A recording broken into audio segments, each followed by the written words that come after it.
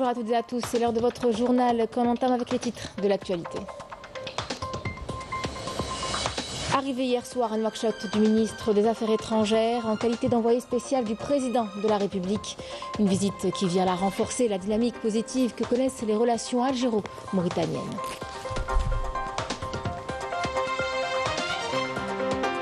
Partenariat algéro-allemand, une déclaration d'intention commune a été signée entre les deux pays sur la coopération dans le domaine de l'hydrogène. Objectif renforcer et soutenir les investissements dans tous les secteurs économiques privés et publics. Pour l'Allemagne, l'Algérie est un partenaire privilégié.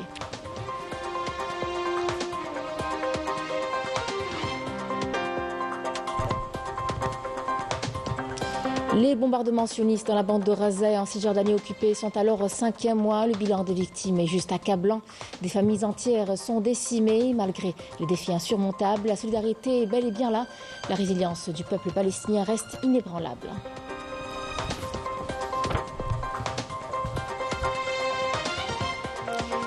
Mesdames, Messieurs, bienvenue à vous. En qualité d'envoyé spécial du président de la République, le ministre des Affaires étrangères et de la communauté nationale à l'étranger, Ahmed Attaf, est arrivé hier soir à Nouakchott, porteur d'une lettre du président Abdelmadjid Tebboune à son frère, le président de la République islamique de Mauritanie, pays frère, Mohamed Ould Cheikh Al Ghazouani. Cette visite s'inscrit dans le cadre des traditions de contact continu et de concertation régulière entre les dirigeants des deux pays frères, en vue de renforcer la dynamique positive que connaissent les relations algéro-mauritaniennes pour assurer ainsi leur pérennité et leur succès et d'œuvrer ainsi en faveur de la paix et de la stabilité sur le plan régional. Le ministre des Affaires étrangères et de la communauté nationale à l'étranger, Ahmed Attaf, a reçu hier un appel téléphonique de la représentante spéciale de l'Union européenne pour le Sahel, Emmanuela Claudia Del Rey. Les deux parties ont échangé les vues sur les derniers développements dans la région du Sahel et les efforts de l'Algérie visant à promouvoir les solutions pacifiques pour le règlement des conflits et des crises, dans un objectif de consolider la paix et la stabilité dans l'espace sahélo-sahérien. L'Algérie et l'Allemagne ont signé une déclaration d'intention commune sur la coopération dans le domaine de l'hydrogène. Il s'agit là de renforcer et de soutenir les investissements dans tous les secteurs économiques privés et publics concernés par le développement de l'hydrogène dans les deux pays. Des accords de partenariat ont été également signés entre Sonatrach et Sonelgaz et des entreprises allemandes. Emel Bouarba. L'Algérie représente un partenaire privilégié pour l'Allemagne et pour l'Europe grâce à ses potentialités énergétiques et ses infrastructures à l'instar des pipelines de transport de gaz naturel traversant la mer Méditerranée. L'Algérie et l'Allemagne qui comptent intensifier leur coopération énergétique, notamment dans les énergies renouvelables, ont signé une déclaration d'intention commune portant création d'une task force bilatérale sur l'hydrogène en vue de renforcer et soutenir les investissements dans le domaine. Nous avons abordé plusieurs points qui concernent l'énergie, notamment les énergies renouvelables et le développement de l'hydrogène. Et comme vous le savez, l'Algérie a initié une stratégie dans le cadre de la transition énergétique, ce qui nécessite un soutien technologique et une expertise pour maîtriser et promouvoir les énergies renouvelables. Un partenariat qui s'est traduit par la signature d'un accord entre la société nationale Sonatrach et la société allemande pour la livraison de gaz naturel à l'Allemagne, VNG. De même, un mémorandum d'entente entre Sonelgaz et l'Association fédérale allemande de l'industrie solaire a été scellé. Objectif, renforcer les capacités nationales dans le domaine technique à travers l'échange d'expertise qui permettrait de maîtriser tous les savoir-faire. Je salue l'Algérie, un pays qui nous a soutenus durant 2022 et 2023 en nous approvisionnant en énergie. Je vous présente mes sincères remerciements. Nous sommes appelés aujourd'hui à développer notre partenariat, notamment dans le domaine de l'énergie, et renforcer les investissements. Ces accords reflètent la relation de confiance qui nous lie. De quoi offrir de nouvelles perspectives et consolider le partenariat énergétique germano-algérien. L'Algérie, qui mise sur les énergies renouvelables, a l'intention de devenir un important producteur d'hydrogène, de quoi lui permettre d'exporter 10% des besoins de l'Union européenne d'ici 2040. Hier a été lancée la plateforme numérique de l'investisseur par l'API, l'Agence algérienne de promotion de l'investissement. Une démarche qui non seulement libérera l'acte d'investir des contraintes liées à la disponibilité du foncier économique, mais permettra également aux porteurs de projets de se consacrer pleinement à la concrétisation de leurs investissements sans entrave. Yemina Seydji. Dans le but de concrétiser et gérer des projets d'investissement, l'Agence algérienne de la promotion de l'investissement a mis en place un nouveau service en ligne dédié au dépôt des demandes d'octroi du foncier économique relevant du domaine privé de l'État. Un service qui est accessible via la plateforme numérique de l'investisseur. Aujourd'hui, nous lançons l'espace de traitement des demandes via la plateforme numérique pour les investisseurs dans 22 wilayas avec 904 parcelles de terrain initialement disponibles couvrant une superficie de 563 hectares. Les autres wilayas seront progressivement ajoutés avec une mise à jour continue de la plateforme pour inclure de nouveaux fonciers économiques prêts à être développés. Le postulant doit introduire toutes les informations requises via la plateforme numérique de l'investisseur gérée par l'API.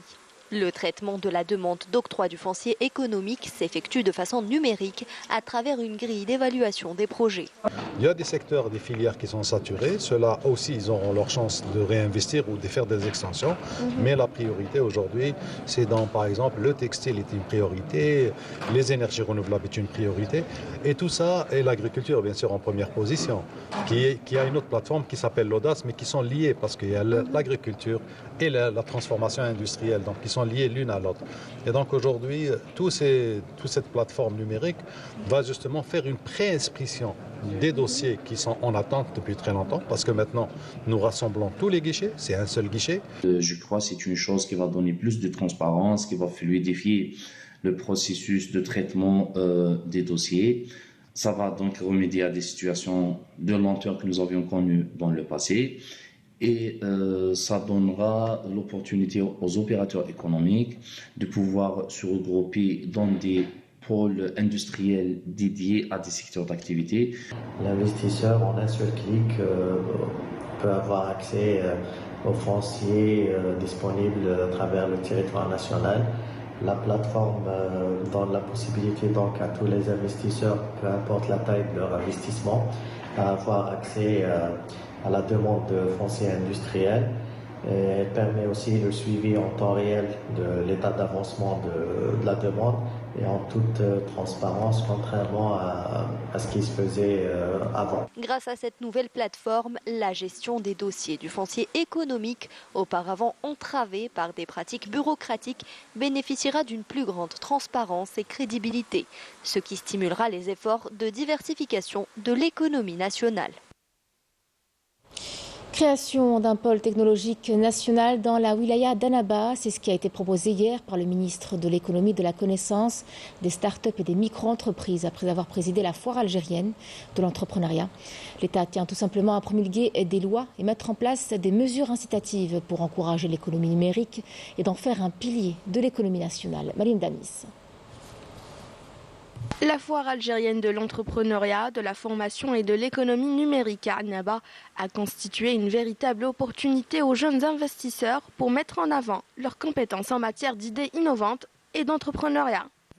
Tout a commencé chez moi, dans ma cuisine. Je me suis retrouvée à modifier les recettes selon mon goût. Désormais, nous sommes une Earl et nous souhaitons élargir notre projet. Même les grandes entreprises ont dévoilé leurs nouveaux produits, s'appuyant sur l'expertise des jeunes dans le domaine de la lutte contre les virus informatiques. Algérie Télécom a conclu un partenariat avec une start-up dans le domaine des antivirus. Cela permettra d'avoir un contrôle parental et un accès au réseau Internet en toute sécurité. Grâce à cette foire, nous avons voulu rapprocher les grandes entreprises des start-up. Nous avons mis en place une taxe importante au profit des entreprises qui sont dans la recherche et le développement. D'autres mécanismes de financement seront également mis en place. Nous comptons notamment encourager les start-up. Lors d'une sortie sur le terrain, l'édification d'un pôle technologique national consolidant l'écosystème entrepreneurial a été proposée. Une initiative qui incitera les jeunes et les compétences technologiques à s'engager dans l'investissement lié à l'économie numérique. Le calife général de la tariqa Tidjaniya Sidi Ali Belarabi a été reçu hier par le ministre des Affaires religieuses et de l'enseignement authentique de la Mauritanie, Al-Dahoul Sidi, qui a chaleureusement accueilli son hôte, affirmant que cette visite revêt un cachet particulier, une consolidation pour les relations bilatérales entre les deux pays et sur lesquelles les deux chefs d'État misent énormément. Au siège de la Zawiya Tidjaniya à Nouakchott, a rendu visite au cheikh de la Zawiya Kuntiya de la Mauritanie, Sidi Omar Ben Sidna, à la tête d'une délégation des adeptes de la tariqa Kuntiya, ont rendu visite au calife de la tariqa Tidjaniya. Les deux tariqas ont estimé que les visions convergent même si leurs sources sont différentes, estimant que les objectifs sont les mêmes, à savoir répandre la paix et lutter contre l'extrémisme et l'intolérance. Je vous en parlais en titre. Les bombardements de l'armée d'occupation sioniste dans la bande de Gaza et en Cisjordanie occupée sont à leur 5e mois depuis hier. Le bilan des victimes est juste accablant. Des familles entières sont décimées malgré toute cette violence. La solidarité entre Palestiniens est omniprésente. Ils s'entraident pour faire face à l'effroyable réalité de la vie. Wissem Abouzaïd et Emel Essidel. Un élan de solidarité poignant. Malgré les défis insurmontables, la résilience du peuple palestinien reste inébranlable. Dans des scènes poignantes de solidarité et de détermination, les Gazaouis se serrent les uns contre les autres, offrant un soutien mutuel dans ces moments de désespoir. Les rues de Rafah, dans le sud de la bande de Gaza, témoignent de la dévastation, alors que les Palestiniens font face à l'impensable, pleurant la perte des membres de leur famille et priant pour la sécurité des survivants.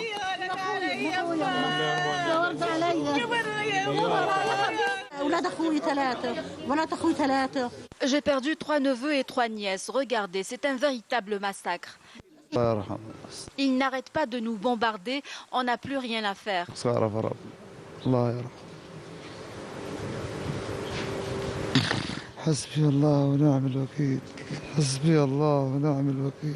Ils tuent des civils, des enfants et des personnes âgées.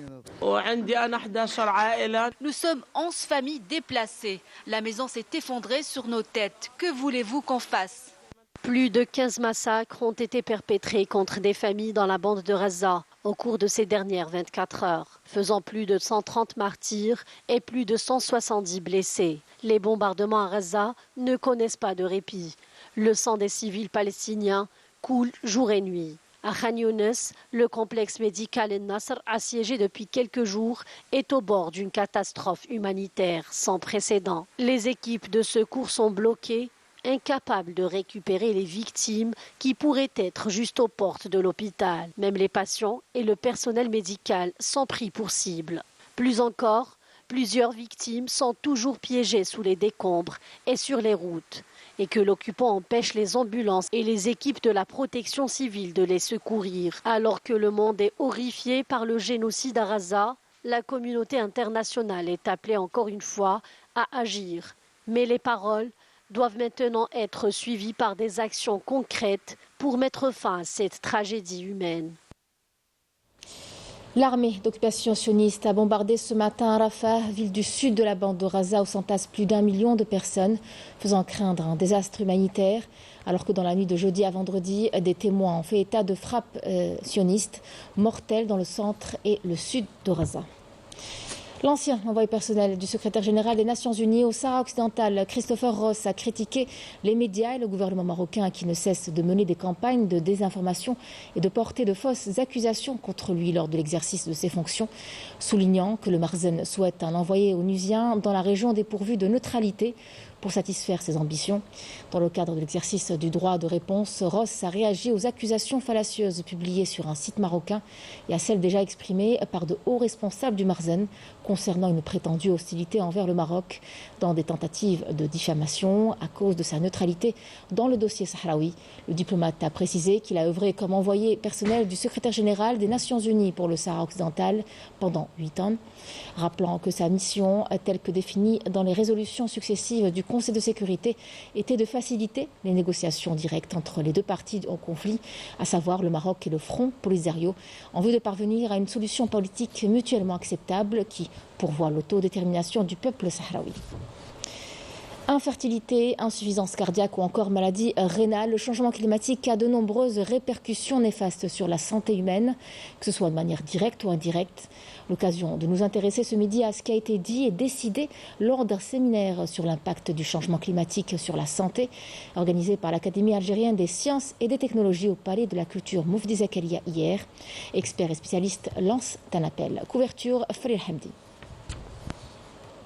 Véritable menace pour toute l'humanité, les changements climatiques constituent aujourd'hui un danger pour la santé publique.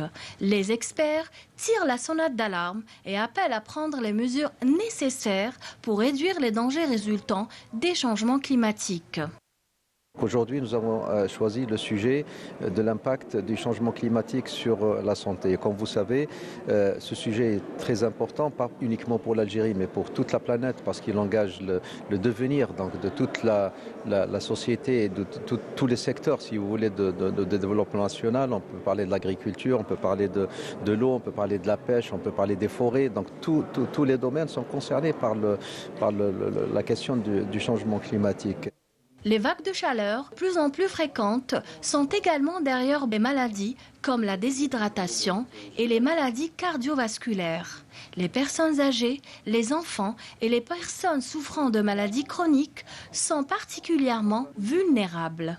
Le déplacement de certains vecteurs tropicaux et certains vecteurs qui sont susceptibles d'être affectés par les changements climatiques, la température, les précipitations, etc., et qui peuvent provoquer certaines maladies, dont certaines sont émergentes, comme chikungunya, comme Zika, comme la dengue, présentent une menace pour la santé publique. Toutes les études convergent vers une situation plus ou moins alarmante, disant que la température, que ce soit minimale ou maximale, va augmenter à l'horizon 2030, 2050 et 2080. Il va falloir donc élaborer des stratégies, c'est-à-dire que chaque secteur est censé élaborer sa propre stratégie en fonction des résultats obtenus et présentés aujourd'hui de manière scientifique et rigoureuse et pertinente. Ce qui est très important, de veiller à son hygiène de vie pour rester en bonne santé et faire face aux maladies, sans compter qu'il faut améliorer les capacités d'accueil des services de santé, les systèmes d'information en santé, ainsi que la relation avec les services de météorologie pour anticiper les extrêmes climatologiques. Il est très important aujourd'hui d'intensifier la coordination institutionnelle pour faire face à ces risques. Sport, football avec le championnat de Ligue 1 qui reprend ses droits ce week-end après 2 semaines d'arrêt. Une 16e journée qui promet d'être palpitante. Saïd Felak pour les détails. Le CRB Louisdet, dauphin du Mouloudia d'Alger, tentera de réduire l'écart en recevant l'US Souf dans un match qui demeure largement à sa portée. Le Chebeb, qui reste sur une défaite concédée en déplacement face au MC El Bayed, n'aura plus droit à l'erreur face à la Lanterne Rouge qui ferme la marche avec 4 points seulement. Logé à la 5e place en compagnie du CSC, l'ES Sétif affrontera à la maison l'USM Khenchela dans un derby de l'Est qui devrait a priori revenir aux locaux. L'entente devra faire attention face à une équipe de l'USM Khenchela qui souffle le froid et le CS Constantine pour sa part tentera de faire la passe de 3 en accueillant le MC El Bayed avec l'objectif de monter éventuellement sur le podium. Le CSC partira largement favori face à une équipe du MCEB qui espère confirmer son récent succès face au CRB. La JS Kabylie, sous la conduite du nouvel entraîneur Asdin Joudi, espère entamer la seconde partie de l'exercice du bon pied, en recevant le NC Magra où rien ne va. De son côté, l'US Biskra, auteur de 2 succès, toutes compétitions confondues, défiera dans son entre du 18 février d'El Alia la JS Saoura, dans un duel qui s'annonce équilibré. Le MC Oran, premier club relégable, n'aura plus droit à l'erreur à domicile face à l'AS Ochlef. La victoire est impérative pour la formation oranaise afin d'amorcer sa mission de sauvetage, alors que les Chilifiens sont appelés à réagir, eux qui restent sur une série de mauvais résultats. Le choc du haut du tableau de cette journée opposera l'USM Alger au Paradou AC Deux clubs qui partagent la 3e place avec 26 points. Le PAC reste invaincu en 7 matchs, toutes compétitions confondues, alors que les Rouges et Noirs ont fait preuve de solidité en ne concédant qu'un seul revers lors des 14 derniers matchs. Cet après-midi, vous pourrez suivre à partir de 15h45 sur la chaîne 4 et la chaîne 6 de la télévision algérienne le derby de l'Ouest entre le MC Oran et l'AS Sochlev qui se jouera au stade Zabana d'Oran. Et à partir de 16h45 sur Canal Algérie ainsi que sur la chaîne terrestre, vous pourrez suivre le match qui opposera l'Entente de Sétif à l'USM Khenchela au stade du 8 mai 45 de Sétif. C'était la dernière information de ce journal. Merci à vous de l'avoir suivi. Tout de suite les nouvelles du ciel avec Mel Aribi. Je vous retrouve ce soir pour l'édition de 19h. Excellent après-midi à vous et bon appétit.